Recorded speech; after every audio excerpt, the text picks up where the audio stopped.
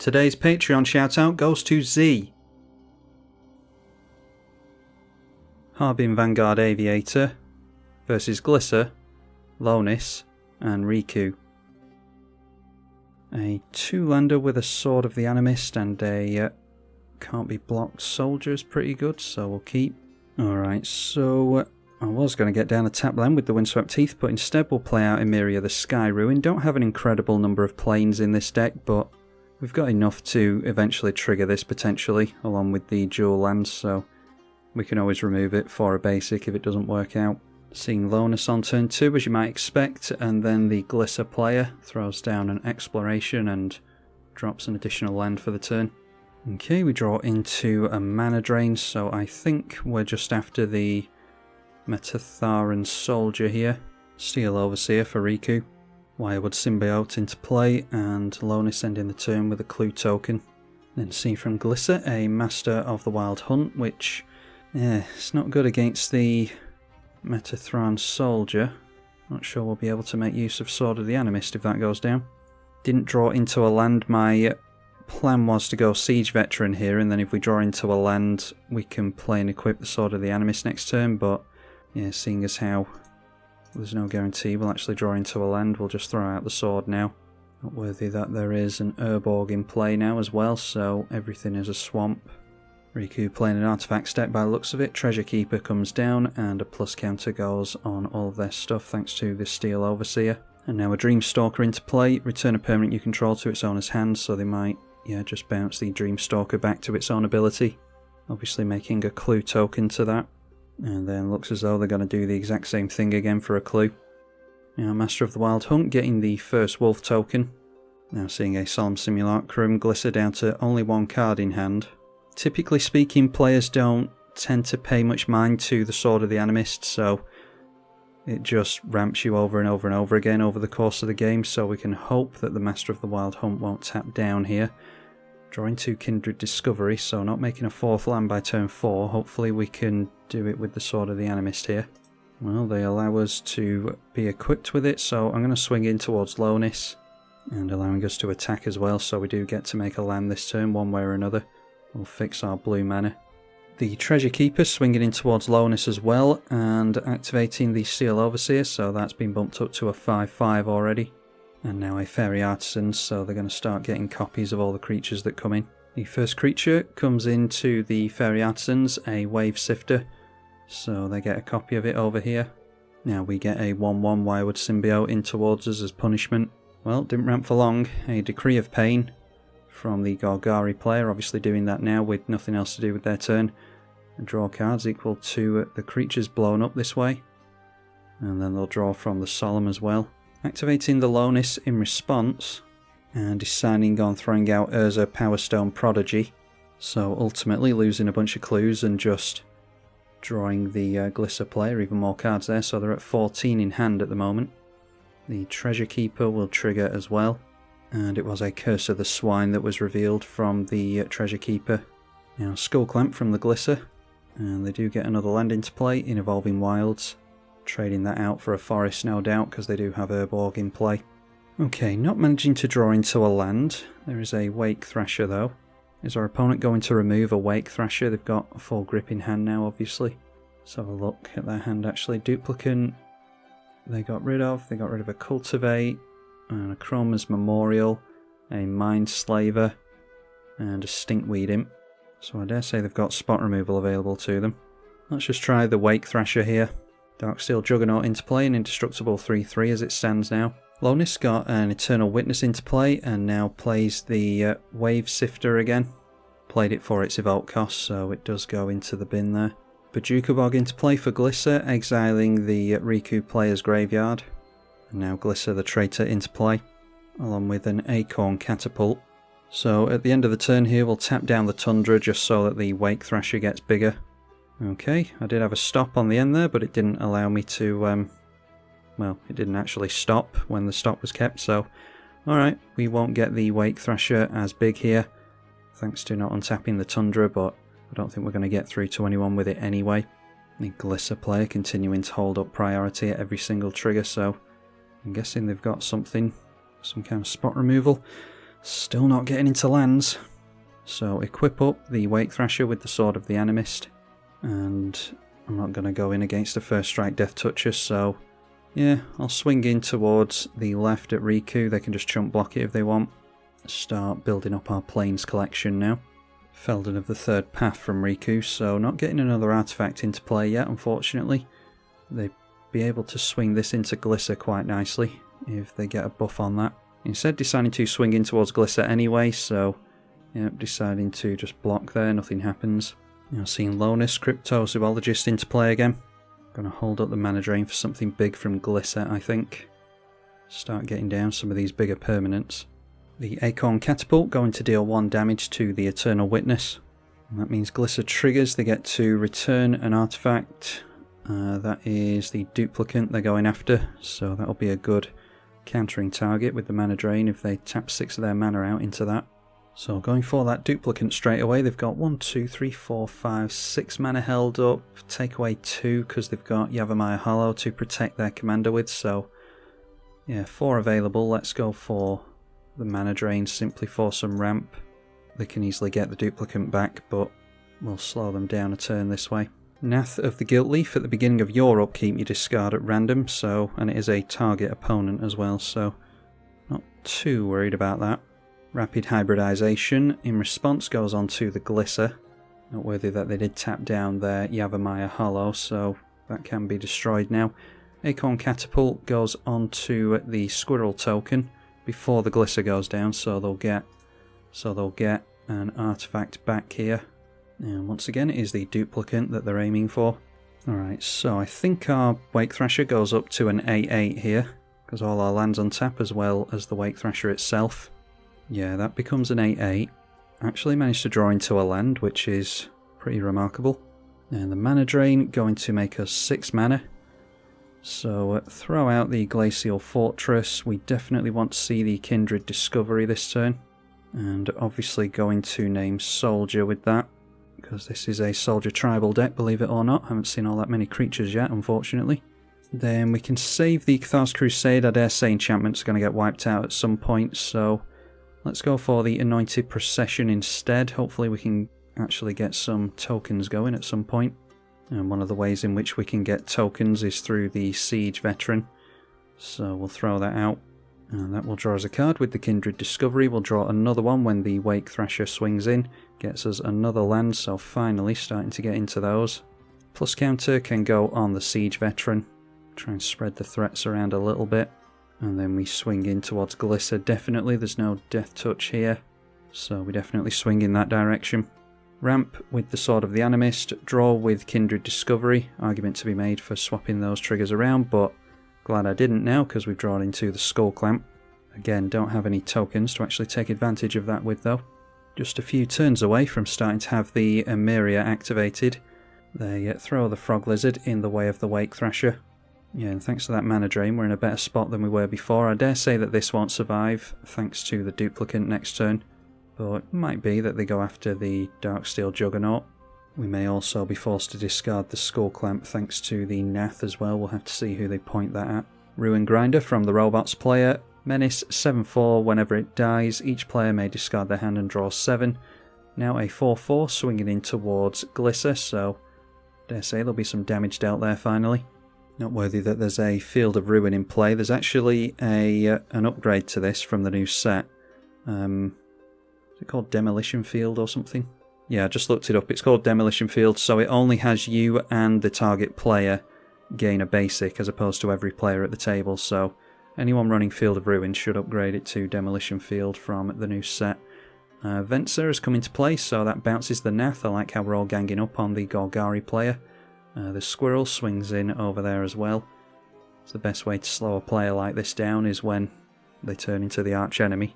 Nath being replayed once again. They don't get to Skull Clamp anything this turn thanks to that bounce. And then are we going to see this duplicate? No, it is a Mind Twist. Target player discards X cards at random. Yeah, it's always worth pointing out. I did ask for a casual game and said don't try too hard in the... I think that's what I said. Let's have a look. Yeah, casual, don't try too hard.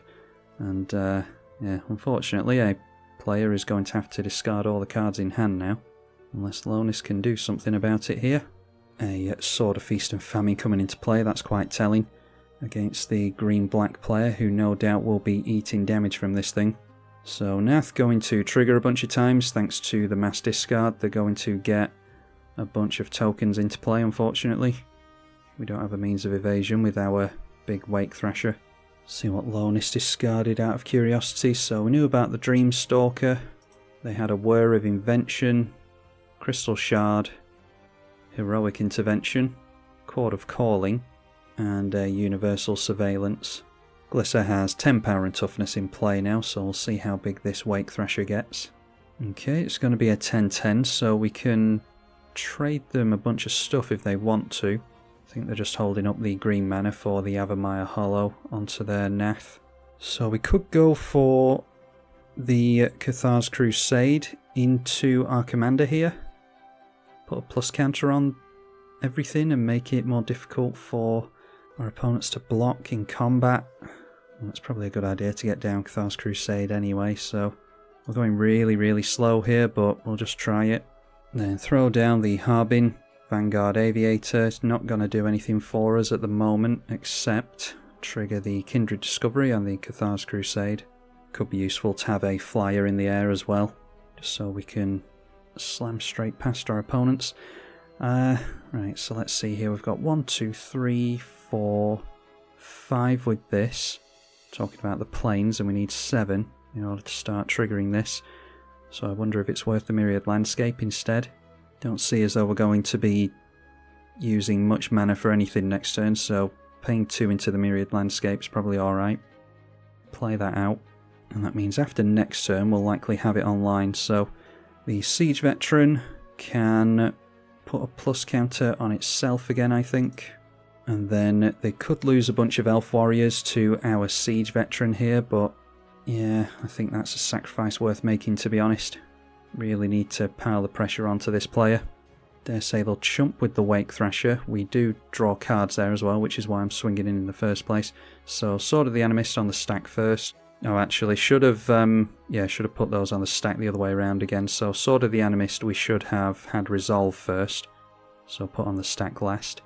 Makes it slightly less of a chance that we're going to draw into planes or basics. Didn't draw into them anyway, got a Scalding Tarn and an Entrapment Maneuver. Just jumping with 2 elves, so we do get to keep our Siege Veteran, that's good. A Skitterbeam Battalion, haven't seen this one played yet, so cast for its prototype comes down as a 2-2.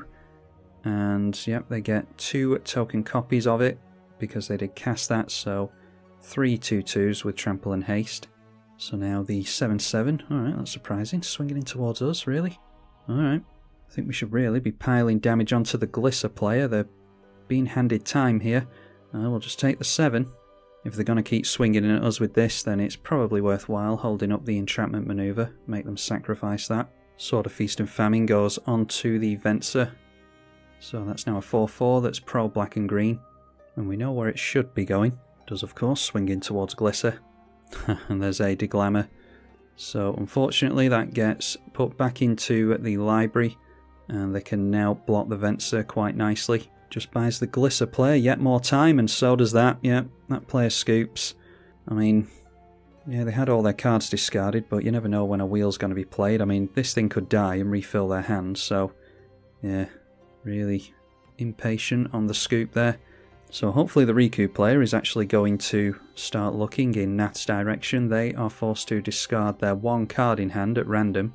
See if that'll make them actually appreciate what we're up against here. Discarded a Cyberdrive Awakener. And there we see an E-Witness. We know they've got the duplicate in hand. E-Witness grabs the Deglammer back. So yep, Deglammer going on to our Kindred Discovery, so that's our card draw dealt with. I mean, we've drawn a decent number of cards off it. It got us back into the game, that, I think. Then the Regrowth went on to something. No, onto the Mind Twist. Yeah. You remember when I said in the lobby, don't try too hard? This is what I was referring to. So we discard 6 cards at random. Hopefully keep the Skull Clamp, although it's not much use to us at the moment. Just holding on to the Mirror Entity. Okay, so we untap. That is a 14-14 Wake Thrasher that unfortunately can just be chumped. We do get into a land, so yeah, we can make a plains at least. So all we can really hope for at this point is, I mean, the robots player has to block with this surely, because neither of us have cards in hand. Yeah, I think we'll get the mirror entity into play. Plus counter on all of our stuff. And then we'll put a plus counter on our commander as well, start threatening commander damage on the Golgari player. So we'll swing in the big Wake Thrasher at this player, and they'll block with this no doubt, or they should do. So yep, just leave the attacks at that. Going to continue to ramp with Sword of the Animist. And yep, they are blocking with the Ruin Grinder. Unfortunately, this will refill Glissa's hand as well. So we discard our hand here after that dies and draw 7. Yeah, looks like we're all doing it. So that gets us into, okay, slamming that down next turn could be good against the Golgari player. Call the Copper Coats is really good to have as well. Unfortunately lost our Skull Clamp now. Also seen a Luzon. Whenever it deals combat damage to an opponent, you may draw a card, so is that worth having in play? I think we're just best holding up Call the Copper Coats, to be honest. So, yeah, Call the Copper Coat's going to be 1, 2, 3, 4 and 5 mana. We'll see if we want to put 5 mana into it or not. Might want to crack the Myriad Landscape. Although when we crack Arid Mesa, we will have the 7 planes we need for the Emeria the Sky Ruins. So, yeah, we'll leave it at that. Our opponent's going to be glad that he got rid of the Kindred Discovery once he sees Call the Copper Coats. Because Kindred Discovery does trigger on tokens, believe it or not. A Foundry Inspector. Artifacts cost 1 less to cast. Not worthy as well of the lands. We drew into a Scavenger Grounds as well, so we could exile the Glissa player's graveyard, which could give him a headache. Machine God's Effigy. So that comes down as a copy of a creature on the battlefield. Comes down as a copy of Skitterbeam Battalion. So getting a bunch of those again. I think they're still 2/2s as opposed to the 4/4s. Then activating the Feldon, going to make a copy of the Cyberdrive Awakener. And they're going to turn their non-creature artifacts into creatures. Yeah, with beta power and toughness 4/4, so they get some free 4/4 creatures here. Never played against Cyberdrive Awakener, but that's an awesome one. So I'm hoping he doesn't swing in at us again. Well, the Darksteel Juggernaut is swinging in towards me. Hopefully the rest isn't. Okay, so we're taking 4 to this, 11 here, and then it looks like the rest is going in at my other opponent over there. So we're taking 15 here, near enough half our life total. So we go down to 16, our other opponent goes down to 11. Feldon is going to have them sacrifice that copy. Alright, now we're just hoping that Glissa doesn't wipe the board. Oh, if they point that Nath in our direction, we could discard the Call the Copper Coats. Yeah, and they are pointing it at us as well. See, the problem is, if I cast it in response, that will really persuade them to wipe the board, and they can get into a board wipe quite easily if they don't have one already, thanks to Skull Clamp, so I think we just have to risk it here. The chances are we don't discard it, but watch us discard Call the Copper Coats now. Alright, well, that's just not just as bad a discard, but almost as bad. Scavenger Grounds. We just have to hope that we actually manage to get rid of this player by our next turn, by the end of our next turn. Thanks to getting down Cathar's Crusade previously, we could get rid of both players with Call the Copper Coats. We'll have to see what happens here. Going through to attacks here, so is he going to try and go wide on us? Yep, certainly is. This could spell a board wipe. If we block there, and take 11, we could survive, but they could also buff. I mean, if they wipe the board, it's not the end of the game at least, but it could be the end of the game for us here if we don't declare blocks and get them to wipe the board. This just smells like a board wipe to me. Do they still have Decree of Pain in the bin? Yeah. Alright, well, let's try and wipe out a lot of their creatures so they can't Skull Clamp them at least. Maybe that's a good plan. So we'll crack the Arid Mesa so that we can start regenerating creatures next turn. And then I think if we get down 10, 11, 12, 13, 14 tokens with a bunch of counters on them, I think that'll be enough to end the game next turn, assuming that they're not wiped. So that means we can just hold up mana for the Myriad Landscape here instead and ramp a little bit. So let's just go for 3 mana into Call the Copper Coats. Alright, so they all come down and we get a bunch of Cathar's Crusade triggers. So I'll just go through these one at a time because I don't want the client to crash on us here. Okay, so we can declare blocks now at least. Reasonably safely, I think. And like I said, this takes away their chances of getting into a board wipe with Skull Clamp, assuming they don't have one already, which I think they do. So all of their stuff is declared blocked. I'd love to have a counterspell for the board wipe here. Okay, so blocks go through. All these stuff is wiped out there. They've got one elf left. And yep, there's the O-Stone. So everything getting wiped out. I mean, if they were going to wipe the board, then our Call the Coppercoats wouldn't have been much use to us anyway. So Skull Clamp onto the last remaining token. We'll take them to 9 in hand. We will end up with some tokens at least from the Siege Veteran, but unfortunately they won't get the counters from the Cathar's Crusade when they crack the Oblivion Stone. Now seeing a Strip Mine ready for our Emeria the Sky Ruin. So there goes the Oblivion Stone. Let's crack the Myriad Landscape. We'll get some planes into play. The problem now being that Glissa will be able to just fetch the Oblivion Stone out of the bin all the time. Because of course we lost the Scavenger Grounds last turn, which was unlucky. Yeah, this thing will survive at least, but it won't be anywhere near as big. Wow, really?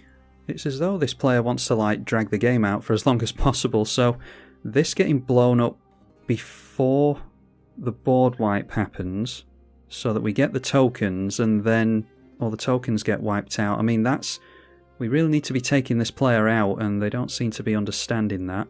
Okay, we were only going to get 3 tokens from that. So whenever another non-token soldier, yeah, so we were only going to get 3 tokens from it. Just have to pray that the Emeria the Sky Ruin doesn't get strip mined here. Yes, put our commander back in the command zone. And now Glissa the Traitor into play again. And of course they did wipe out Emeria the Sky Ruin. Now the problem is if we get down Elspeth we can take out the Glissa, but I guarantee this thing's just going to swing in at Elspeth, so yeah.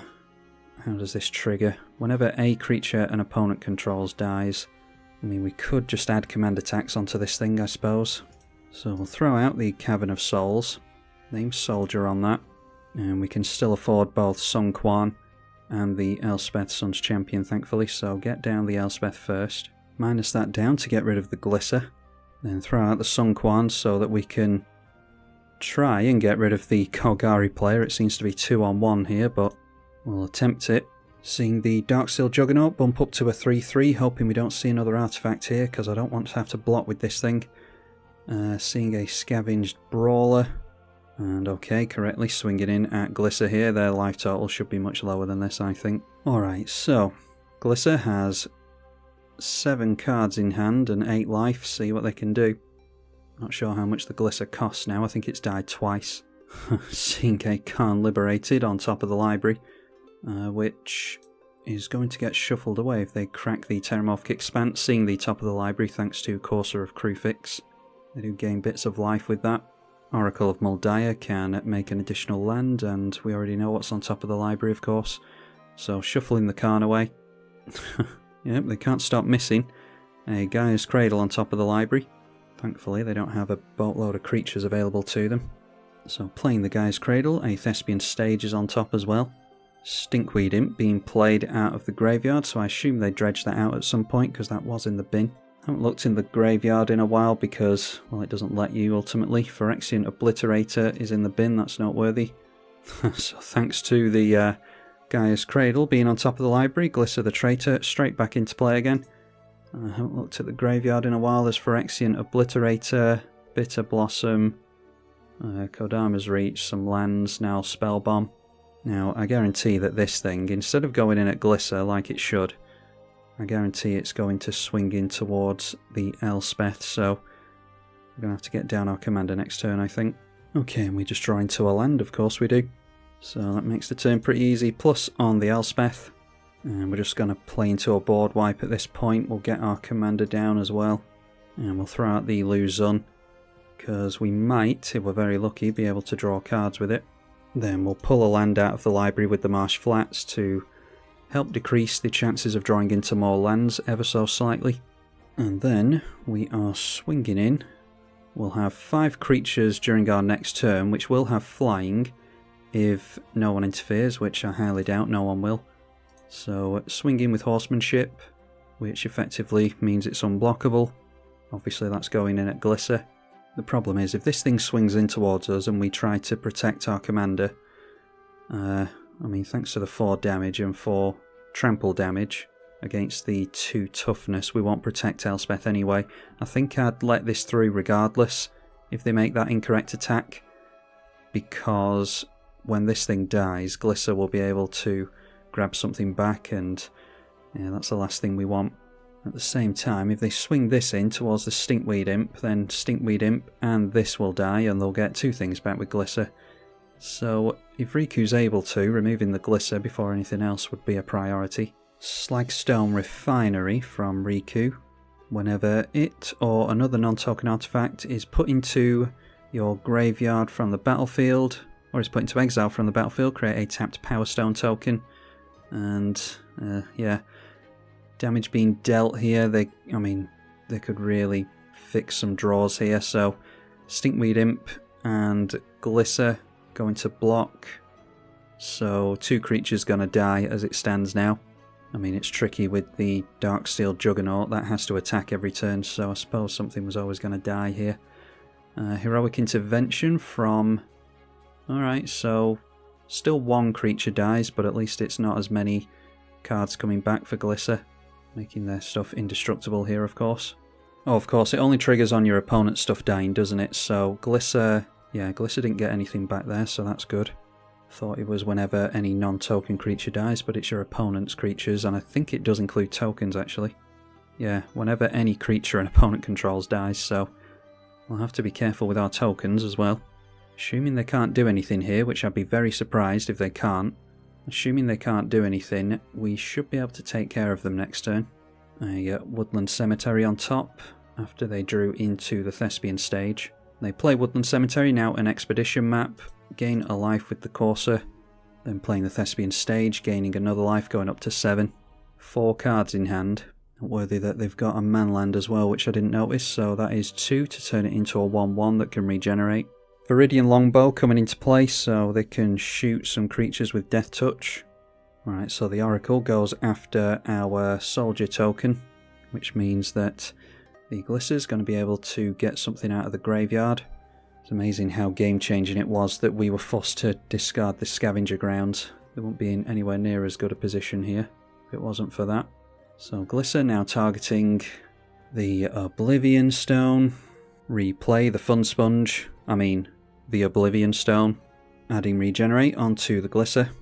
We can still hopefully rely on this. I mean, that puts, yeah, Flying Counter and a bunch of other stuff on this.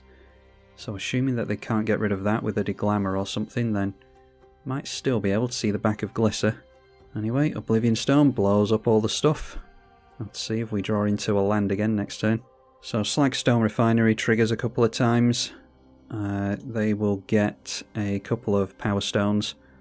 And now Glissa has 6 triggers on the stack. Okay, so thus far Glissa is taking back now Spellbomb to exile a graveyard, Duplicate to exile a creature, a Chrome's Memorial for haste, pro black and red, and a bunch of other keywords. The Skull Clamp to draw cards, Acorn Catapult to ping things with 1 power, or 1 toughness even. Viridian Longbow, they literally just blew up. And now of course they can throw out the Duplicate, which is what they should do, and get rid of the Darksteel Juggernaut, so that could pretty much spell the end of this game. Glissa not given the respect that she deserves, and yeah, we're starting to see the ramifications of it.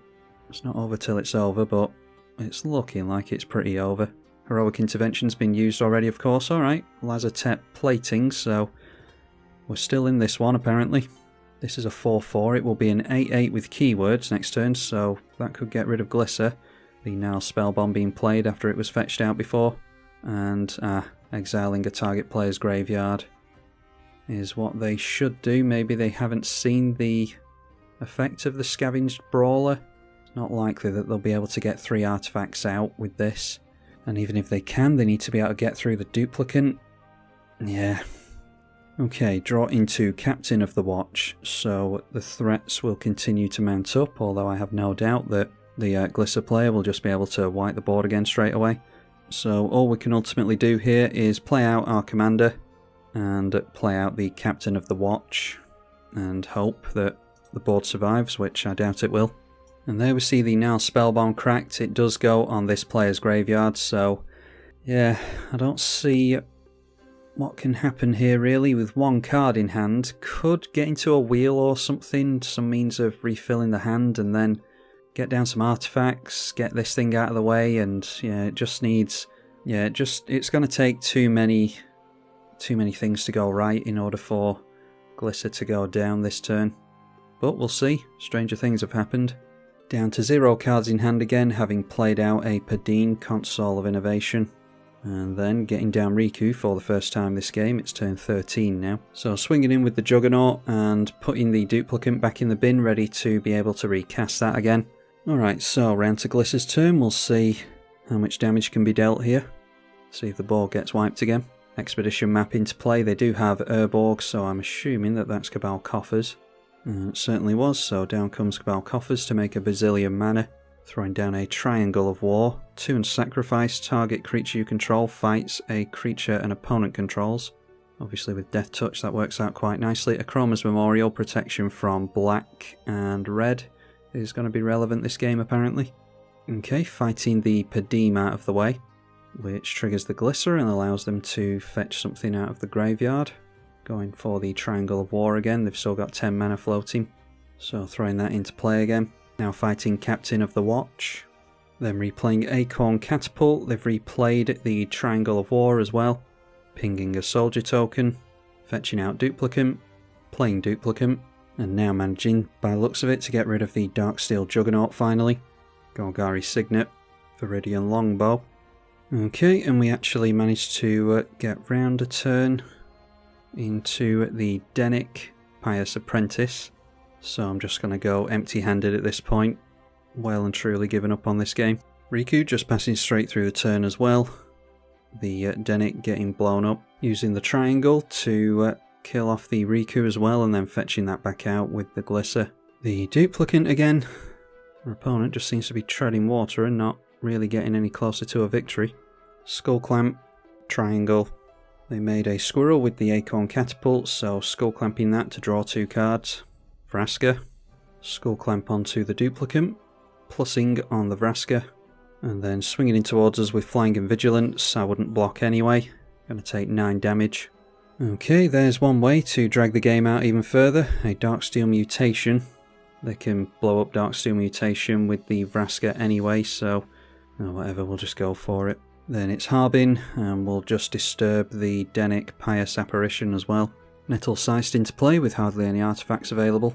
Glissa plays Liliana, pluses on Vraska, kills off the Denic with the Liliana.